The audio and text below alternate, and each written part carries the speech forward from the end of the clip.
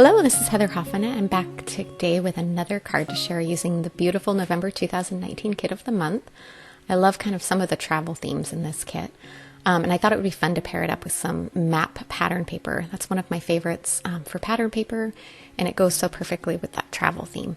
So I have my image already on a panel of white cardstock, and I've trimmed down a panel of Cartabella Cartography 6x6 pattern paper to the front of an A2 card.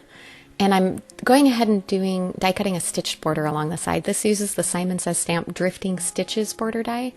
You could use any border die to cut this. You could use fancy scissors. You could even tear that edge and it would still give a really cool effect.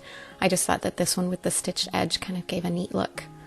Now to add a little bit of color, because my pattern paper kind of has a little bit of a vintage, slightly off-white color, I wanted to soften the color on my white pattern paper.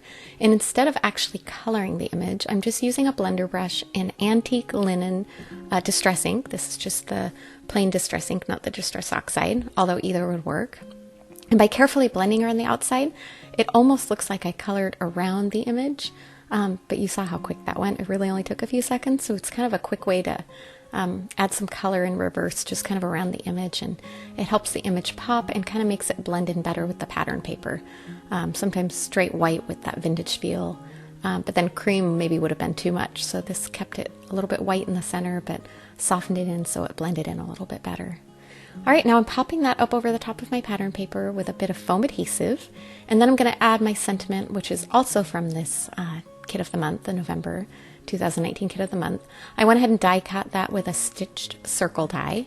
Any basic circle die will work. This one was from Simon Says Stamp. And we're going to do the same thing and blend a bit of distress ink around the edges. Then to kind of turn it into a tag and add a little bit of texture, I just punched a tiny hole in the side and threaded through some jute string that I keep on hand. This is from May Arts, and it's one of my favorites. It just kind of has a good rustic feel. And once I threaded that through, I just tied it into a simple bow. Excuse me while I fiddle. Sometimes it takes me a while to fiddle with the bow and get it just how I want.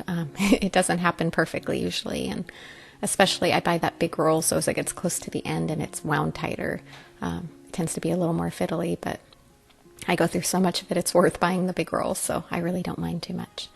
Once I got that bow where I wanted, I always cut the strings too long, and then I finish tying it and trim it down to where I want, and then I could tuck it in and fit it right there. And there you go, super easy card, fun to give to your traveling friends. Thanks so much for coming by today. Have a wonderful day.